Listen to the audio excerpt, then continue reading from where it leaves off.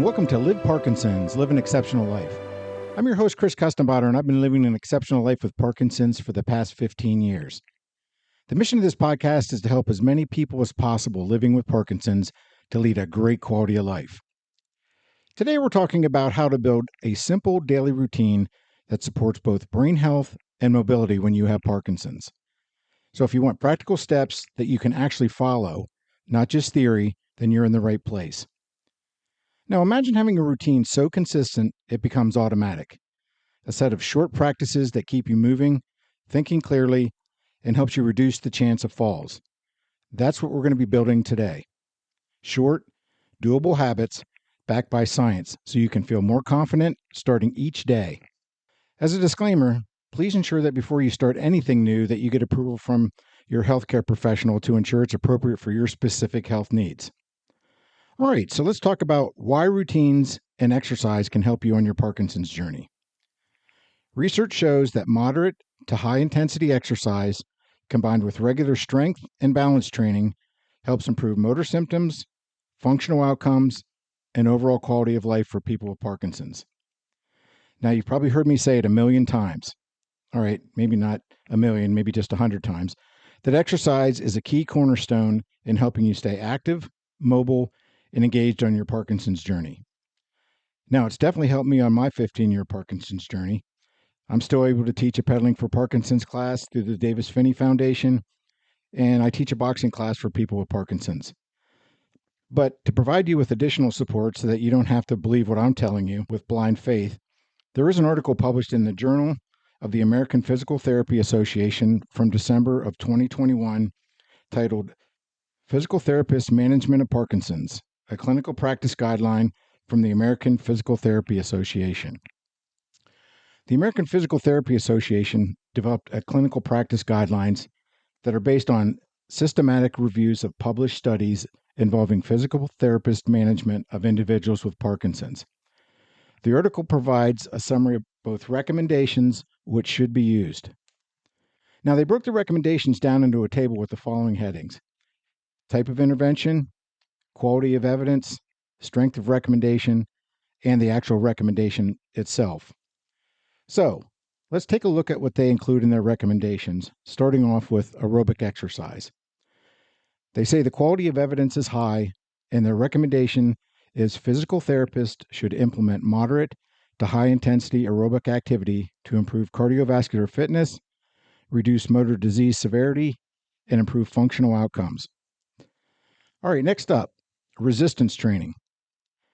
The quality of evidence is high, and they recommend including resistance training to reduce motor disease severity, improve your strength, power, and non-motor symptoms, and improve functional outcomes as well. Number 3 on our list, balance training.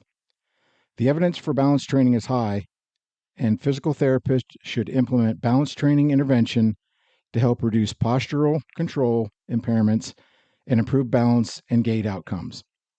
Also, mobility and balance confidence will be improved. Finally, flexibility exercises. Now, they indicate that the evidence is low, but can be included to help with the range of motion. Now, while there are more recommendations, these are some of the key ones that we are going to focus on today. Now, if you haven't worked with a physical therapist and are having balance, gait, or other problems in your daily life, I highly recommend seeing a physical therapist. Now, I've gone at least 3 times for balance and gait issues, and they really help me improve. Now, I wanted to cover this because it reinforces what I've been stressing about exercise, and the skills and tools that I learned in physical therapy really helped me on my daily journey. All right, now we've looked at how exercise can help with our overall fitness, strength, and balance. But beyond muscles and balance, did you know that exercise also affects the brain? Yes, you heard that right. Exercise can also help our brain, and I know mine needs plenty of help, that's for sure. Clinical studies and meta-analysis show that exercise raises the level of brain-derived neurotrophic factor, or BDNF. I say that 10 times fast. A key neurotrophin associated with neuroplasticity. And we've talked about this before, but neuroplasticity is the brain's ability to form new neural connections. A lot of times when you're learning a new skill or a new hobby, you're building neuroplasticity, maybe like guitar or you're playing something else. Now, why is this important? Because BDNF helps the brain adapt and form new connections, which is part of how exercise supports thinking and movement. In fact, there's a study published in the journal Neuroplasticity from September of 2017 titled The Effect of Aerobic Exercise on Brain-Derived Neurotropic Factor in People with Neurological Disorders, a systematic review and meta-analysis. And the authors concluded that this review provides evidence that aerobic exercise has a positive impact on levels of BDNF in neurological populations as measured by peripheral blood. And to wrap up why routine and exercise matters, community-based and task-specific activities such as dance programs like tango have been shown to improve your gait, your balance, and your confidence. Now, behavioral programs like the LSVT Big program, which I have personally participated in, they show functional benefits for movement retraining. So if you're having trouble with your balance or you're having trouble with your gait, check into the LSVT Big program. I know some of the physical therapists use it, and it's a good program that you can actually do at home as well. You can do the exercises to help you with your balance. Others include Tai Chi, dance, yoga. They're all great options to mix into your routine. All right, now let's switch gears and turn our attention to the actual routine, which is a practical research-based blueprint that we're going to be talking about. Now, before we dive into specifics, let's talk about some guiding principles for our routine. So if you have some paper, feel free to jot these down for future reference. If not, try to remember them if you can. First, aim for consistency over intensity at first. Why? Because if you try to go all out at the beginning, you're going to wear yourself out. You're going to be so sore and tired that you won't be able to continue. So when you're first starting out, always start out slow and build on your wins and successes. And also, one of the reasons you do this as well is it helps you stay consistent and so that you'll continue on with your program. So it's always better to start small and build gradually. Next up is combine aerobic, strength, balance, and flexibility exercises across the week. So don't try to do them all in the same day. Spread them across the week, and that's going to help you. So this helps ensure that you have all your bases covered and you're getting a complete body workout and that you don't get burned out doing the same exercises over and over again. Now, from a personal perspective, I like to spend 10 minutes a day on balance exercises and then 10 minutes on stretching and flexibility, because both of those are what I use in my daily life. So the balance exercises have really helped me improve my balance, and the flexibility and stretching keeps me mobile and helps me to feel like I can get around a lot better. Then I usually do 4 days of aerobic exercise, like cycling, like a spin class, walking, swimming, elliptical. And then to round out my exercise program, I also do strength training 3 times a week. Now, I typically do light weights and more reps. And then I try to include body weight exercises in there as well, like squats and lunges and marches and those type of things as well, so that I actually work on not just my arms and back and chest, but I also work on my core and my legs, because that's what's going to help you with your balance. So it's important to do strength training. Now, you don't have to be afraid and say, oh, I can't go to the gym and lift weights. You can use light weights at home and do more repetitions. They help to increase your flexibility, but also you want to do strength training to help maintain your muscle mass, which we begin to lose as we age. So I typically do these 3 times a week, and that does help me in terms of strength and flexibility. Plus, again, it helps you with your core, which is going to help you with your balance and your gait. So remember, try to have a good balance of different types of exercises. So next up on our guiding principles is use habit cues. Like the time of day. For me, I personally like to exercise in the morning when I have the most energy. And then you can also have a pairing activity. Like some people like to exercise and then have morning coffee. I know the one spin class that I take, they do the spin class and then we all get together afterwards for some coffee and conversation. And you can also time it to your medication schedule as well. So If you do best right after you take your medication, maybe that's the best time for you to exercise. So use habit cues like that. So build a habit, and it's going to help you in the long run. And then finally, and last but not least, is safety first.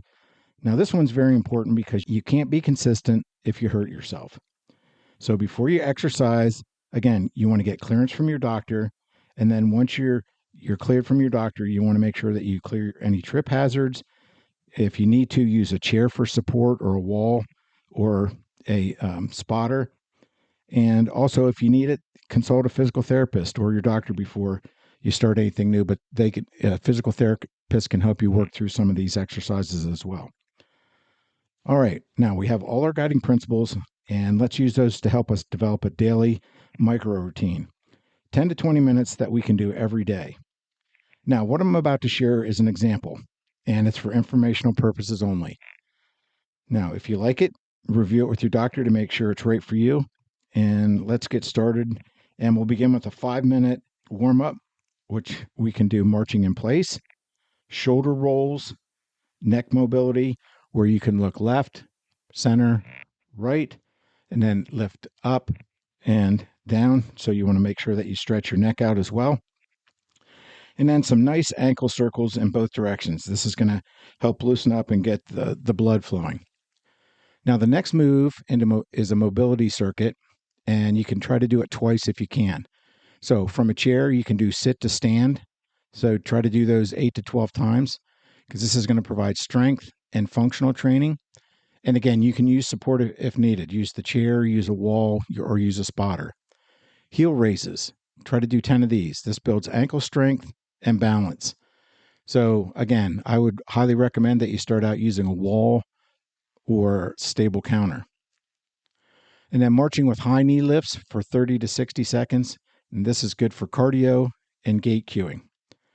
And then finally, 2 to 5 minutes of mindful breathing. And you can do 3 to 4 slow, deep inhales and exhales. This is going to help you manage stress, and it can be used to initiate your walking if you have freezing issues. All right, so there you have it, a daily micro schedule to help you on your Parkinson's exercise journey. All right, now let's look at what a weekly schedule might look like.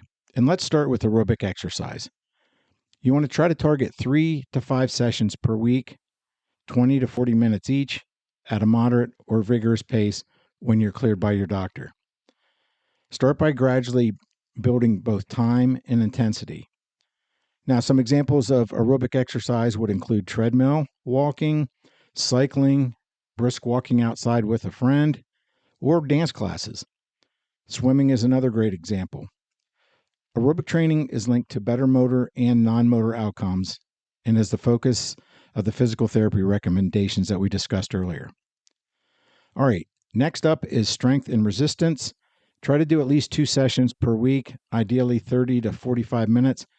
And you want to focus on your legs, your hips, your core, and your arms, because they're all important for our balance. And then progressive resistance training improves your strength and functional performance. All right, next up is balance and task-specific training. And you want to try to target this 2 to 3 times per week. And they can be short 10 to 15-minute sessions. Use exercises that challenge your stability for balance exercises. And you can go to liveparkinsons.com and get your free copy of the 9 balance exercises to help improve your balance. And then you can also include dance-based classes like tango or Zumba. They're going to help you with your balance and flexibility and movement as well. Now, flexibility and mobility is the next daily or every other day exercise that you want to try to include. And then finally, mindfulness and cognitive health. Try to do 10 to 15 minutes, and this can include mindfulness and meditation, or one of my personal favorites is dual task exercises, like walking or strength training, where you're counting by threes or odd numbers, or you're spelling words forward and back doing an exercise, because this is going to challenge you both physically and mentally at the same time. So I like to do like squats, where I'll say the months of the year backwards, or lunges where I spell new words. So all those are going to help you while you're exercising to build both your physical and your cognitive skills. Size, intensity, and volume may help to increase brain-derived neurotropic factors and other brain health markers. And then this information is from the study, The Effect of Aerobic Exercise on Brain-Derived Neurotropic Factor, that was published in Neuroplasticity. If you project your voice while you're doing these dual task exercises as well, you can help and improve your speech volume as well, because we all know that our speech tends to get quieter as our disease progresses. All right, now let's look at some real-world tips to stay consistent. First off, short and frequent beats long sessions. So if you do 30 to 40 minutes is too much for you now, split them into two 15 to 20-minute sessions. Do one in the morning and the other in the afternoon. Use community, group classes, online sessions, or a walking or workout buddy. They're going to help you increase your compliance to your exercise routine, and they're going to help keep you accountable and make sure that you're able to continue with your program. And then plus you can also compare results. So when you work out with a buddy. And then track small wins. Write down your progress. Extra steps, improve sit to stand repetitions, fewer freezing episodes. When you celebrate small wins, it's going to help keep us motivated and pushing forward. And that's the whole key. We want to stay motivated and we want to make sure we're pushing forward. All right, now let's look at some practical modifications and safety, and then give you an example week for exercising for brain and body health. And let's start with some practical modifications. So if you have freezing of gait, what you can do is use external cues like rhythmic music, stepped counting, or visual targets. So for instance, rhythmic music, a lot of times if I have freezing and I listen to music, if you follow the beat, that helps to get you started. Sometimes you can count as well, 1, 2, 3, and then initiate your movement. So those are some things that you can do to help with. And according to the Physical Therapist Management of Parkinson's, a clinical practice guideline from the American Physical Therapy Association, if your balance is limited, do balance work next to a sturdy surface and consider a supervised class or physical therapy. And then finally, always coordinate exercise timing with your medication for best performance windows. All right, so now let's give you a sample week, what it might look like. So Monday, you might start off with 30 minutes of aerobic exercise and 10 minutes of stretching and flexibility. Tuesday, 35 minutes of strength training and 10 minutes of balance exercises. Wednesday, dance or Tai Chi classes for balance. Thursday, 30-minute aerobic intervals plus 10 minutes of strength and flexibility training. Friday, strength training, where you might do 30 minutes of that plus 10 minutes of balance exercises. And then maybe Saturday, you do a community walk, you do a yoga class, you do swimming. And then Sunday, rest or just general mobility and mindfulness exercises. Now, before we close out this episode, I want to address two common myths that I hear and I read about from people with Parkinson's. And the first myth is, exercise will make my tremors worse. Well, the reality is appropriate exercise programs are safe and often help to improve your motor symptoms and function when done correctly, under the guidance according to the physical therapy guidelines that we talked about earlier. The second myth is you're too old to start. The reality is that people at different stages of disease benefit from tailored exercise programs based on their needs. Now remember, even modest gains matter.